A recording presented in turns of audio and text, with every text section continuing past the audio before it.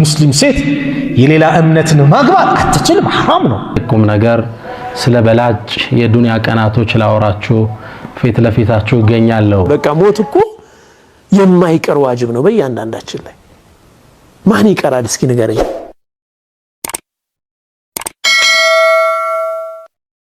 ሰላም አለይኩም ወራህመቱላሂ ተዓላ ወበረካቱሁ። ወዳጆቼ ዛሬም ስለ አንድ ትልቅ ቁም ነገር ስለ በላጭ የዱንያ ቀናቶች ላወራችሁ ፊት ለፊታችሁ እገኛለሁ። አላህ ቸር አዛኝ የሆነ ጌታ ነው። ሁሌም ባሮቹን በጸጋው ይከባቸዋል። የመልካም ስራን በሮች ሁሌም ይከፍትላቸዋል። ነብዩ ሰለላሁ ዐለይሂ ወሰለም ኢነ ሊረቢኩም ፊ ደህሪኩም ነፈሓት፣ ለጌታችሁ እኮ በአመቱ ውስጥ የመልካም ነገሮች በር አጋጣሚዎች የሚከፈትበት የኸይር አየር የሚነፍስበት አለ። አላ አዋጅ ፈተዓረዱ ለሃ፣ እናንተ እሷን ተገናኟት ተጠቀሙባት ይሉና ነቢይ ሙሐመድ ሰለላሁ ዐለይሂ ወሰለም። እንደምታውቁት አላህ ረመዳንን አመጣለን። ጾም ነው፣ ሌሊቱን ቆም ነው፣ ተሐጁድ ገባነ፣ አሽሩል አዋኺርን ኢዕቲካፍ አሳለፍነ። ረመዳን አለቀ ስንል አላህ በእዝነቱ ደግሞ ሸዋል ውስጥ 6ቱን ቀን ሰጠን። እነሱንም በሱ ጸጋ ጾም ነው። አሁን ቀናቶች አለፉ፣ የሐጅ ወር ደግሞ መጣለን። በተለይ እነዚህ 10 ቀናቶች ወደኛ መጡ። እነዚህን 10 ቀናቶች እንጠቀምባቸው ዘንድ አንድ ሁለት ነጥቦችን ለእናንተ ማስታወስ ወደድኩ። አስአላህ ተውፊቅ ወልኢኽላስ ወሰዳደ ወሰዋብ። እነዚህ ቀናቶች እጅግ አላህ ዘንድ የተከበሩ ከዱንያ ቀናቶች በላጮች ናቸው። ክብራቸውን አንድ ሁለት ሶስት ብዬ ልዘርዝርላችሁ ለመጠቀም ጉልበት እንድናገኝ። አንደኛ እነዚህ 10 ቀናቶች በተከበረው ወር ውስጥ የሚገኙ ናቸው። አላህ ሰማይና መሬትን ሲፈጥር አመቱን በ12 ወር ከፍሎታል። እነ ዒደተ ሽሁር ዐንደላህ 12 ሸህረን ፊ ኪታቢላህ የውመ ኸለቀ ሰማዋት ወልአርድ፣ በ12 ከፍሏቸዋል። ሚንሃ ከነዚህ ውስጥ ግን 4 ሑሩም፣ 4ቱ የተከበሩ ናቸው።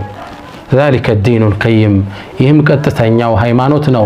ፈላ ተظሊሙ ፊህነ አንፉሰኩም፣ በእነዚህ 4 ወራቶች ውስጥ ነፍሶቻችሁን አትበድሉ ይላል። እንደሚታወቀው ነፍስን መበደል ሌላውን መበደል በየትኛውም ወር ክልክል ነው። ኢኒ ሐረምቱ الظልመ ዐላ ነፍሲ ፈላ ተዛለሙ፣ እኔ በደልን ከልክያለሁ ኮንኛለሁ፣ አትበዳደሉ ይላል አላህ። በእነዚህ ወራቶች ደግሞ የበለጠ የጠበቀ ይሆናል። ታዲያ በዚህ በተከበረ ወር ውስጥ የሚገኙ ስለተከበሩ 10 ቀናቶች ነው እያወራችሁ ያለሁት። ሁለተኛ የነዚህ ቀናት ትልቅነት የሐጅ ወር ውስጥ መገኘታቸው ነው። አልሐጅ አሽሁር ማዕሉማት፣ ሐጅ እንደሚታወቀው የተወሰነለት ወር ክፍል አለው። ከዚህ ወር ውስጥ እነዚህ 10 ቀናቶች ደግሞ የሐጅ አብዛኛው መልካም ስራዎች የሚተገበሩባቸው ናቸው። 8ኛው ሌሊት ላይ ሙዝደሊፋ እናድራለን።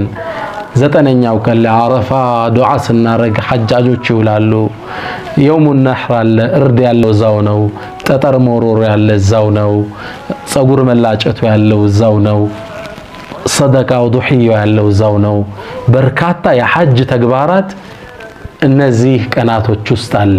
በል የሐጅ ዋናው አንኳር አስኳል የውሙ አረፋ ከነዚህ 10 ቀናቶች ውስጥ የተካተተ ነው። የአንድ ሙስሊም የእድሜ ልክ ግዴታ የእስልምናን 5ኛ ምሰሶ የሚያቆምበት ሐጅ የሚባለው የሚተገበሩት በእነዚህ ወራቶች ውስጥ በእነዚህ ቀናቶች ውስጥ መሆኑ የቀናቶችን ትልቅነት ይጠቁመናል። ሌላ ደረጃውን ልጥቀስ ለሥራ እንድንነሳሳ። አላህ በእነዚህ 10 ቀናቶች ውስጥ ምሎ እናገኘዋለን። ወልፈጅር ወለያልን ዐሽር ወሸፍዒ ወልወትር፣ አላህ በ10ሩ ሌሊት እምላለሁ። እነዚህ 10ሮቹን እብኑ ዓባስ ምን ይላሉ? አያሙል ዐሽር ምን ዙልሒጃ፣ የዙልሒጃ 10 ቀናቶች ናቸው ይሉናል። ወሸፍዒ የውሙ ነህር ነው። ወልወትሪ ደግሞ የውሙ ዓረፋ፣ ዱዓ ላይ ሐጃጆች የሚያሳልፉበት። አላህ በትልቅ ነገር እንጂ አይምልም። የቀናቶቹ ታላቅነት እየታየን ነው። ታዲያ እኛም በእነዚህ ቀናቶች ውስጥ በዒባዳ መጠንከር ይኖርብናል። ሰለላሁ ዐለይሂ ወሰለም ወባረከ ዐላ ነቢይና ሙሐመድ። ሙስሊም ሴት የሌላ እምነትን ማግባት አትችልም፣ حرام ነው። በምንም መልኩ አይፈቀድም። የዘነት ጨዋታ ሊቆም ይገባል። አንዲት ጀግና ሴት ላስተዋውቃችሁ። ኡሙ ሱለይም ትባላለች። ከቀደምቶች የነበረች የአቡ ጠልሃ ሚስት የአነስ ብኑ ማሊክ እናት። ብኑ ማሊክ የእንጀራ አባቱ ነው። ኡሙ ሱለይም ጀግና ሴት ናት።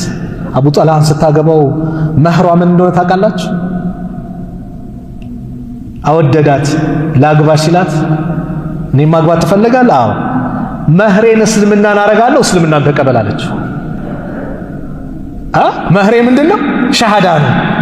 ላኢላሃ ኢላላህ ሙሐመድ ረሱሉላህ በል መህሬ ሲሆናል ታገባኛለህ አለች። ከዛ ውጭ ግን ለእንጨት ለምን እየሰገድክ በጭራሽ አለች። ጀግና ሴት። ዛሬ አላህ ይዘንልን። ስንት እህቶች አሉ ሶብር ጠፍቶ በፍቅር ስም እምነት የሚቀይሩ አሉ አይደል?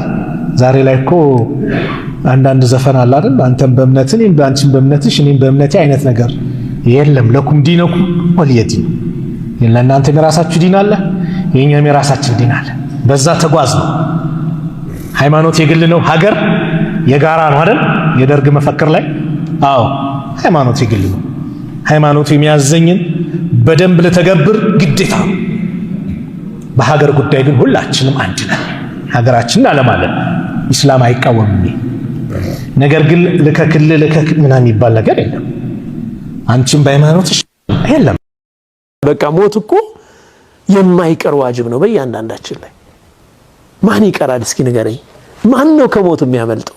ቢላሂ አለይኩም ሞት የሚቀር ቢሆን ኑሮ ለአሽረፈል ኸልቅ ይቀር ነበር። ነብዩ ሰለላሁ ዐለይሂ ወሰለም ጋር አንድ ሰው እንደ ሙሲባ እንኳን ሲደርስበት ይባላል ምን በማጣቱ የነብዩ ሰለላሁ ዐለይሂ ወሰለም ማጣቱን ያስብ እኮ ነው። ከዛ የበለጠ ሙሲባ እኮ ስለሌለ ነው። የማይቀርበት የሆነውን ዘላለማዊ ዓለም የምትከስብበት ከሆነ አንተ መቅረትህ እዚች ምድር ፋይዳ አለው። ያለዛ ጥፋት ነው ማለት ነው። ያለዛ ጥፋት ነው።